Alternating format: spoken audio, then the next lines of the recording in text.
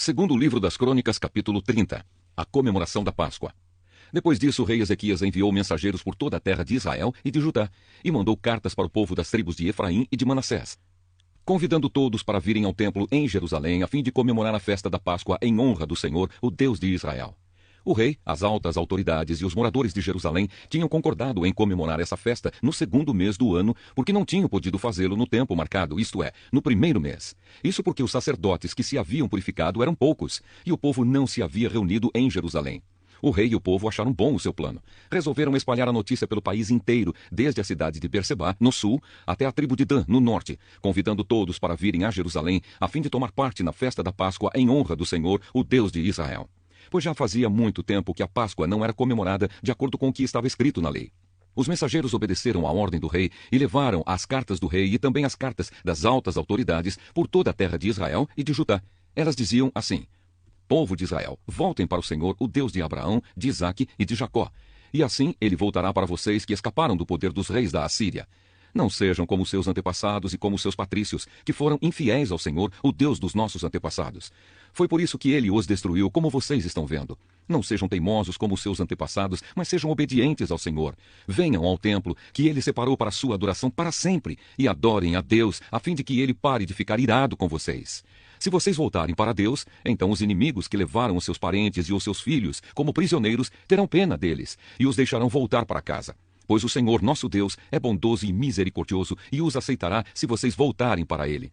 Os mensageiros foram por todas as cidades das tribos de Efraim e de Manassés, chegando até o território da tribo de Zebulon, no norte. Mas todos riram e caçoaram deles. Porém, algumas pessoas das tribos de Aser, de Manassés e de Zebulon se arrependeram e foram até Jerusalém. E em Judá, Deus fez com que todo o povo cumprisse o que o rei e as altas autoridades tinham ordenado, obedecendo à ordem de Deus, o Senhor. Portanto, no segundo mês do ano, muitas pessoas foram até Jerusalém para comemorar a festa dos pães sem fermento. Era uma multidão enorme. Pegaram os altares onde eram oferecidos sacrifícios e também os altares onde era queimado incenso e os jogaram no vale do Cedron. No dia 14 do segundo mês, mataram os carneiros para a festa da Páscoa. Os sacerdotes e os levitas ficaram com vergonha e por isso se purificaram e levaram ao templo sacrifícios para serem completamente queimados. Foram para os seus lugares no templo, de acordo com o que mandava a lei de Moisés, homem de Deus. Os levitas davam o sangue dos animais aos sacerdotes e estes borrifavam o altar. Havia ali muitas pessoas que estavam impuras, e por isso os levitas precisaram matar os carneiros que essas pessoas ofereciam, a fim de dedicá-los a Deus, o Senhor. Pois muitas pessoas das tribos de Efraim, de Manassés, de Issacar e de Zebulon haviam comido o jantar da Páscoa sem terem se purificado, como manda a lei de Deus. Mas Ezequias orou em favor delas, dizendo: Ó Deus bondoso, perdoa todos os que com todo o coração te adoram a ti, o Senhor, o Deus dos nossos antepassados. Perdoa-os, ó Senhor, ainda que eles não tenham purificado de acordo com a lei do templo. O Senhor Deus atendeu o pedido de Ezequias e perdoou o povo.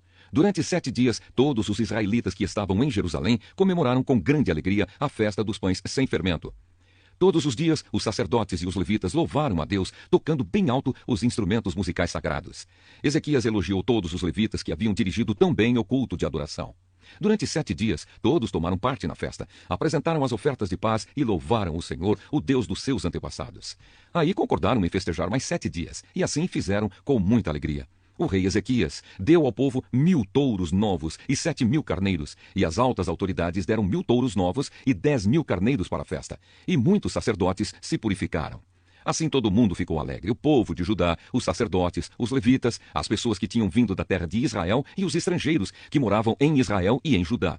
Houve grande alegria em toda a cidade de Jerusalém, pois desde o tempo de Salomão, rei de Israel e filho de Davi, nunca havia acontecido uma coisa assim. Os sacerdotes e os levitas, de pé, pediram as bênçãos de Deus para o povo, e Deus, no seu santo lar no céu, ouviu a oração e atendeu o pedido deles. Apocalipse, capítulo 16. As taças da ira de Deus. Depois ouvi uma voz forte falando de dentro do templo, dizendo aos 7 anjos: Vão e derramem sobre a terra as 7 taças da ira de Deus. O primeiro anjo foi e derramou a sua taça sobre a terra. Feridas abertas, terríveis e dolorosas, apareceram naqueles que tinham o sinal do monstro e que haviam adorado a sua imagem. Aí o segundo anjo derramou a sua taça sobre o mar. A água ficou como o sangue de uma pessoa morta, e morreram todos os seres vivos do mar. Então o terceiro anjo derramou a sua taça sobre os rios e nas fontes de água, e eles viraram sangue. Eu ouvi o anjo que tinha autoridade sobre as águas dizer: Tu és justo nos teus julgamentos. Ó Deus Santo, que és e que eras. Os maus derramaram o sangue do povo de Deus e dos profetas, e por isso tu lhes deste sangue para beber. Eles estão recebendo o que merecem. Aí ouvi uma voz que vinha do altar. A voz dizia: Ó Senhor Deus Todo-Poderoso, os teus julgamentos são de fato verdadeiros e justos. Depois o quarto anjo derramou a sua taça sobre o sol, e ele recebeu licença para queimar as pessoas com fogo. Elas sofreram queimaduras dolorosas, causadas por esse fogo, e amaldiçoaram o nome de Deus, que tem autoridade sobre essas pragas. Mas não se arrependeram dos seus pecados, nem louvaram a glória de Deus. Então o quinto anjo derramou a sua taça sobre o trono do monstro, cujo reino ficou na escuridão, e as pessoas mordiam a língua de dor, e por causa das suas dores e feridas, amaldiçoavam o Deus do céu. Porém não abandonaram as coisas más que faziam. Em seguida, o sexto anjo derramou a sua taça no grande rio Eufrates. O rio secou, a fim de se abrir um caminho para os reis que vêm do Oriente. Então vi 3 espíritos imundos que pareciam rãs, que saíam da boca do dragão, da boca do monstro e da boca do falso profeta. Eles são os espíritos maus que fazem milagres. Esses 3 espíritos vão aos reis do mundo inteiro, a fim de os ajuntar para a batalha do grande dia de Deus, o Todo-Poderoso. Escutem! Eu venho como um ladrão. Feliz aquele que vigia e toma conta da sua roupa, a fim de não andar nu e não ficar envergonhado em público. Depois os espíritos ajuntaram os reis no lugar em que, em hebraico, é chamado de Armagedon. E por último, o 7º anjo derramou a sua taça no ar. Então uma voz forte veio do trono no templo, dizendo: Está feito. Houve relâmpagos, estrondos, trovões e um violento terremoto, tão violento como nunca houve igual desde a criação dos seres humanos. Foi o pior de todos. A grande cidade se quebrou em 3 partes, e as cidades de todos os países foram destruídas. Deus lembrou da grande Babilônia e lhe deu o vinho da sua taça, o vinho do furor da sua ira. Todas as ilhas desapareceram e todos os montes sumiram. Chuvas de pedra caíram do céu sobre as pessoas. Eram grandes pedras que pesavam mais de 30 quilos. E as pessoas amaldiçoaram a Deus por causa da praga de chuvas de pedra, pois ela era terrível. Zacarias, capítulo 12. A libertação de Jerusalém. Esta é uma mensagem de Deus, o Senhor, a respeito do povo de Israel.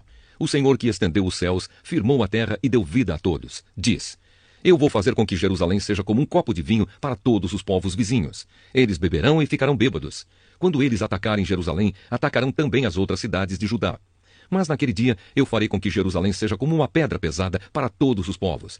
Quem tentar levantá-la ficará gravemente ferido, e todas as nações do mundo se juntarão para atacar a cidade de Jerusalém. Mas naquele dia farei com que os cavalos fiquem assustados e com que os soldados da cavalaria fiquem loucos. Protegerei os moradores de Judá e farei com que os cavalos dos inimigos fiquem cegos. Então todas as famílias pensarão assim: O Senhor Todo-Poderoso dá forças aos moradores de Jerusalém, que são o seu povo. Naquele dia farei com que as famílias de Judá sejam como brasas no monte de lenha, como uma tocha acesa no meio dos feixes de trigo. Elas destruirão todas as nações que estão ao seu redor, e o povo de Jerusalém viverá seguro na cidade.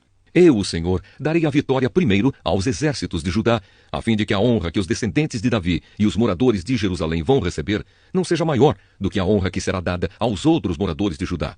Naquele dia eu protegerei os moradores de Jerusalém. Os mais fracos entre eles serão tão fortes como o rei Davi, e os descendentes de Davi irão na frente deles como o anjo do Senhor, como o próprio Deus. Naquele dia destruirei qualquer nação que atacar Jerusalém. Naquele dia espalharei o espírito da bondade e de oração sobre os descendentes de Davi e sobre os outros moradores de Jerusalém. Eles olharão para aquele a quem atravessaram com a lança e chorarão a sua morte como quem chora a morte do filho único. Chorarão amargamente como quem chora a morte do filho mais velho. Naquele dia haverá tanto choro em Jerusalém como o choro que há na planície de Megido pelo deus Hadad-Rimon. Todas as famílias do país chorarão. Cada uma chorará sozinha, isto é, a família dos descendentes de Davi, a dos descendentes de Natã, a dos descendentes de Levi e a dos descendentes de Simei.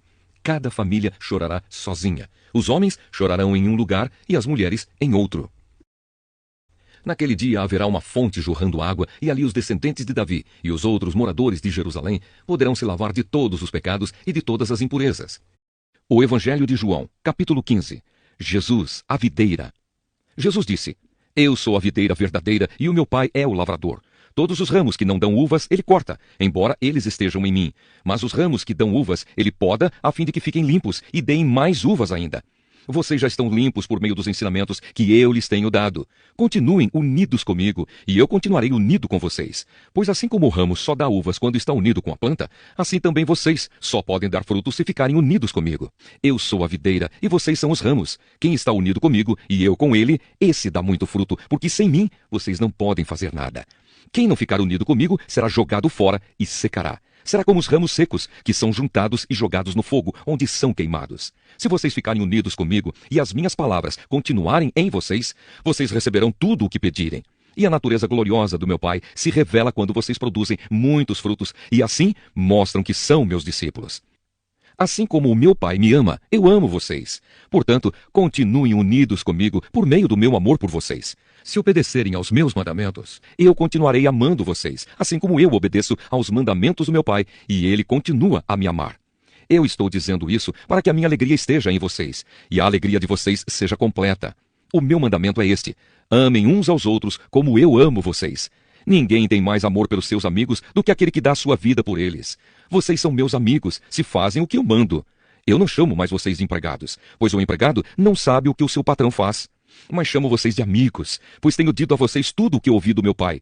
Não foram vocês que me escolheram, pelo contrário, fui eu quem os escolhi para que vão e deem fruto, e que esse fruto não se perca. Isso a fim de que o Pai lhes dê tudo o que pedirem em meu nome. O que eu mando a vocês é isto: amem uns aos outros. Os seguidores de Jesus serão perseguidos. Jesus continuou: se o mundo odeia vocês, lembrem que ele me odiou primeiro. Se vocês fossem do mundo, o mundo os amaria, por vocês serem dele. Mas eu os escolhi entre as pessoas do mundo, e vocês não são mais dele. Por isso o mundo odeia vocês. Lembrem do que eu disse: o empregado não é mais importante do que o patrão. Se as pessoas que são do mundo me perseguiram, também perseguirão vocês. Se elas obedeceram aos meus ensinamentos, também obedecerão aos ensinamentos de vocês. Por causa de mim, essas pessoas vão lhes fazer tudo isso porque não conhecem aquele que me enviou. Elas não teriam nenhum pecado se eu não tivesse vindo e falado a elas. Mas agora, essas pessoas não têm desculpa para o seu pecado. Quem me odeia, odeia também o meu Pai. Se eu não tivesse feito entre elas essas coisas que nenhum outro fez, elas não teriam nenhum pecado. Mas agora viram o que eu fiz e continuam a odiar tanto a mim como o meu Pai. Mas isso é para que se cumpra o que está escrito na lei deles. Eles me odiaram sem motivo. Quando chegar o Auxiliador, o Espírito da Verdade, que vem do Pai, ele falará a respeito de mim. Sou eu quem enviará esse Auxiliador a vocês da parte do Pai. E vocês também falarão a meu respeito, porque estão comigo desde o começo.